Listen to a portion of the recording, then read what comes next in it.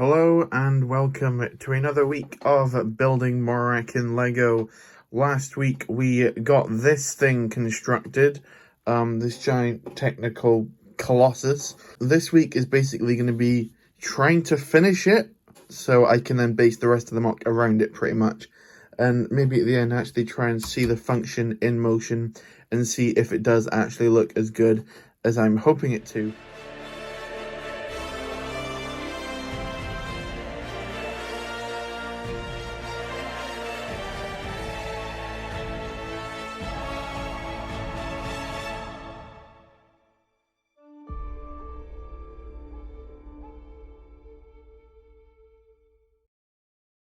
Now that I've pretty much got my system, you can see I've done a little bit here just to basically build it across, so I've got that consistent moving motion just following one after each other. I can now recreate that all down the line here and all up the line here, so I may give you a tasty little time lapse of that. That's a weird way to describe a time lapse, but anyway, I'll need to clear my desk first because otherwise the time lapse will look even more disgusting than the rest of the video. But yeah, I'm very excited to get straight into that, so let's do it.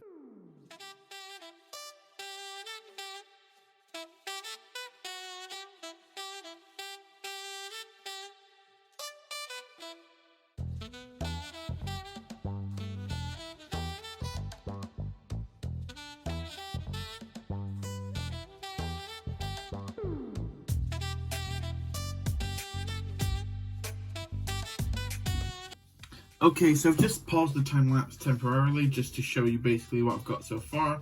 You can see I've done the entire left half of the actual main bumper thing. So I just want to show you what the actual feature looks like when it's in full swing. If I just move these out of the way. You can see spinning this means they all move up at the same rate. Let's see, this one rises, then this one rises, then this one rises, then after a short delay, this one rises, and then this one rises, and then we're back to this one rising, this one rising, this one rising, and this one rising. And the way I've actually achieved that, I think, is quite interesting. What I've basically done is by working out on this kind of gear here. So basically, it's attached with the cross axle with one of those yellow pin joints. And each of these is moved along, and it starts on a different one of these holes. So say the first one starts in this hole, the second one starts in this hole, the third one starts in this hole, the fourth one starts in this hole, fifth one starts in this hole. So you see, that's the same one. So you'll notice that one and that one are always moving at the exact same pace. If I move this around and show it to you, you can see that the front and back ones are actually moving at the exact same speed and the exact same height at the same time. Now this means I can get that moving motion to make it look like the actual ground's moving behind it at a pace that looks somewhat natural. And I'm really happy with how that's come across. So now I just need to replicate it on this side, and then I can maybe try putting the thing on top and seeing how it goes. I think I might need to do some more strengthening in here because it doesn't feel super strong. Just with more plates and things like that. So yeah, I'm excited to keep going because this is really starting to take shape now. The whole mock isn't, of course, but this small section is.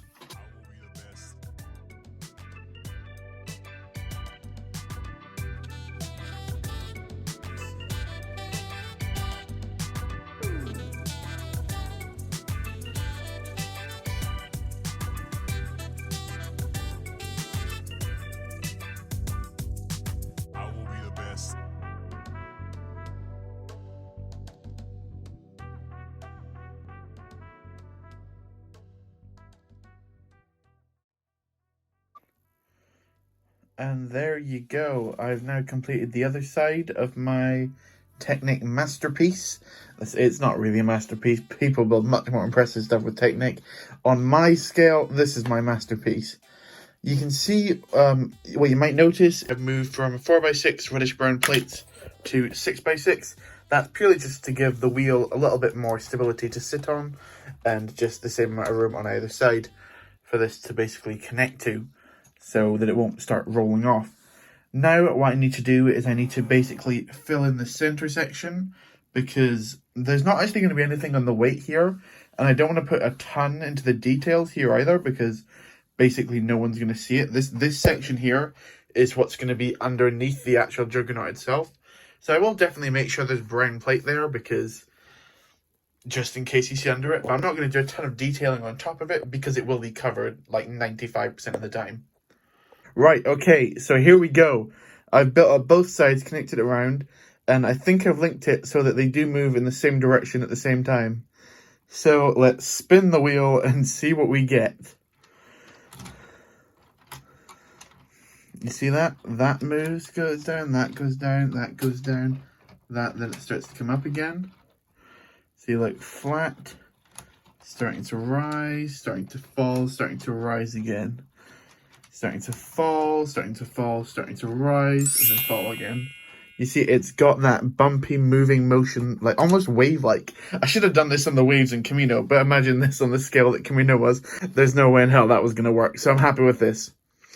So now I think I might just bring out the Juggernaut itself and plonk it on top and see what we get. Okay, so we've got the big boy on the platform. You can see the wheels are just about lined up on each platform. They're not all perfect. I could probably roll this a little bit forward just to get onto that one. And you can see the other side, we're all lined up, and the brown plates as well. Because if I built this slightly too small or slightly too big, I would have been just entirely screwed. So I'm happy with the scale I've got this at. Time to crank that wheel. Because I promise you, I have not turned this yet with this on top of it. And my only issue, or what I think might be my only issue, this is a heavy boy. It's hefty. It's got almost 3,000 pieces in it. I don't know how many pieces are in this, but I'm just going to go out on a limb and say it's less than that. So, again, that piece needs to go in there. I'm not sure why that fell out. Good start. Let's spin the wheel and find out.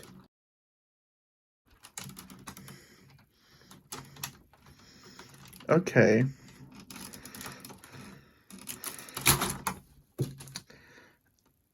Okay. That's not great. I think it was moving, and I think with it, instead of just my hand, if I've got a motor running here, I think it'll move much smoother. If it's going consistently and just having more power through it continuously. And also, I think I need to get a better way in getting these wheels to actually stay in place. It didn't entirely crush under the weight. So that's the main thing. The biggest disaster that could have happened didn't happen. So I'm not too mad yet. We'll see where it goes. Okay, so my strategy to keep these wheels in place across these 10 little brown moving platforms is by using a bunch of these pieces which I've got off Bricklink, which are these kind of like teeth elements, I think they're called. I've got them in both reddish brown and dark brown. Now this is heavily inspired, it's basically stealing from the Jurassic Park gate set, because when I line them across like this, they do look like treads in the ground, and I think as this is an area that would have tons of juggernauts going through them, and with their weight, it makes sense to have tread marks in the ground, even if it isn't wholly accurate.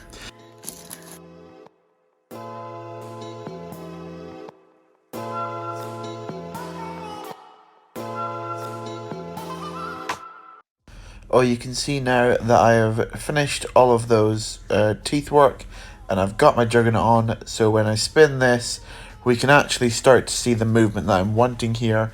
Now, obviously, this is going way too slowly for what I'd want, because obviously I need my motor in there, but I think this is actually pretty good looking in terms of the movement that I want and the way the wheels turn. Yeah, I'm super happy with this, so let's actually connect up that motor. Okay, so here's the big moment. Motor's attached. Let's see it moving. I think this looks great. I am so happy with how this has turned out. It's just the exact kind of motion I want.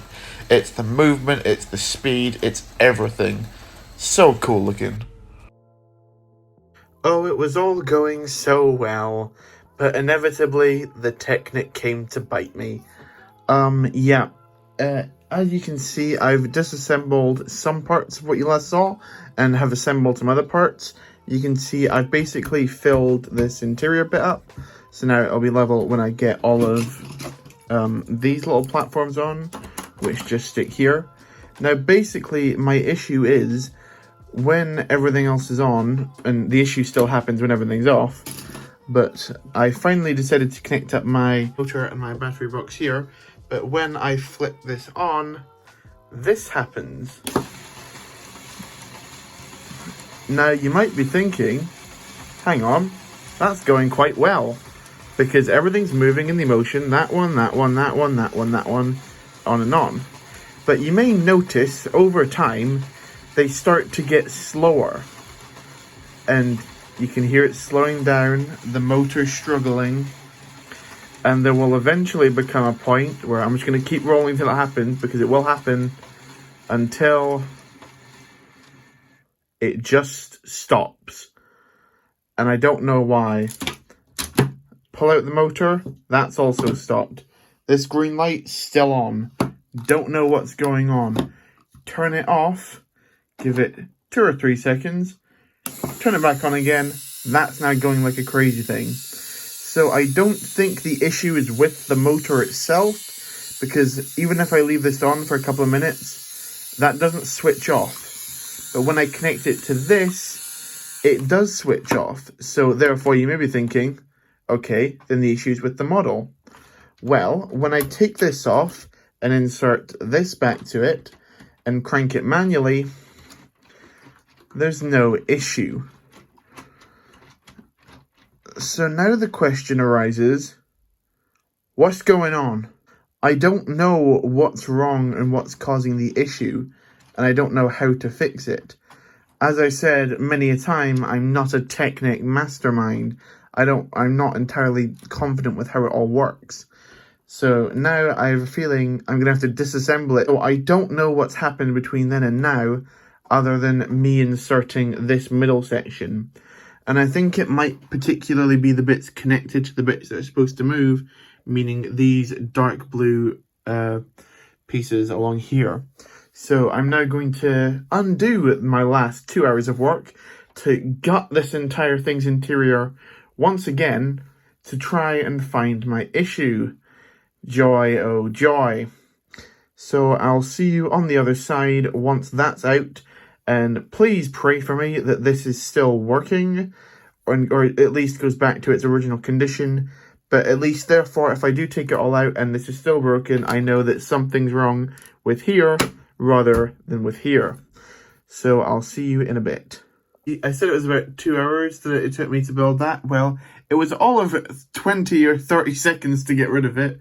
You can see, besides the bits at the bottom, which were more just foundational, I have torn out a fair bit of filler that was in there. But we do have good news, ladies and gentlemen.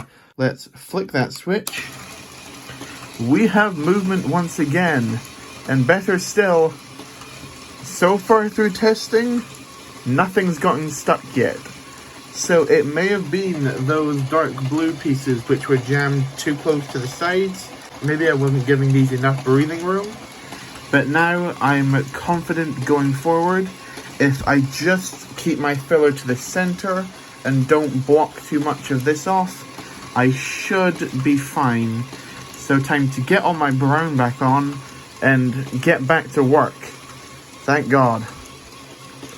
I thought I was about to stop then, but it didn't, so we're all good.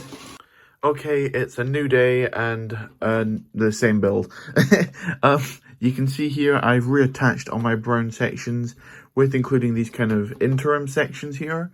So these are kind of just like, if I'll pull one off you, they're just on a 6x8 plate and just have some different detailing.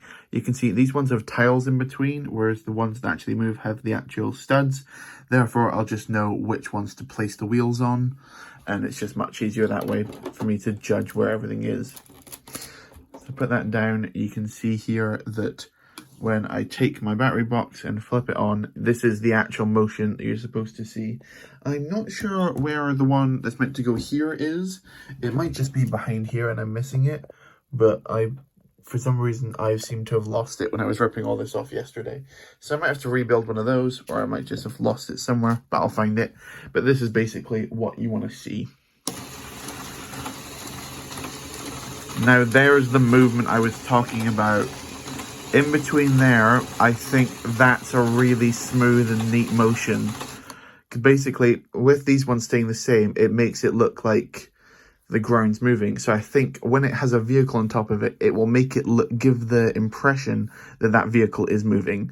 And that's basically my intention behind this entire section and what these episodes have been about so far. So now I need to redo the middle bit with a lot less pieces to basically, I think what I was doing before, which was wrong, is I was blocking up this area here and getting it really tight against this. I think I might just leave this area here blank and only just have like a small layer of plate across here just to protect it. And therefore I'm not like using up as much space or anything like that, because I think I was making everything too tight here, which led to things getting stuck. So yeah, let's try it again. I decided before moving forward to do something quite intelligent. Basically actually see how this thing reacts when it's on top of, when it actually has the juggernaut on it, because that's how this is ultimately going to play out. And I realized that now that we'd ended one problem and solved that, we have come across another, because if I turn this on, this happens. Oh, hang on a second. Maybe if I do it the other way, that might work.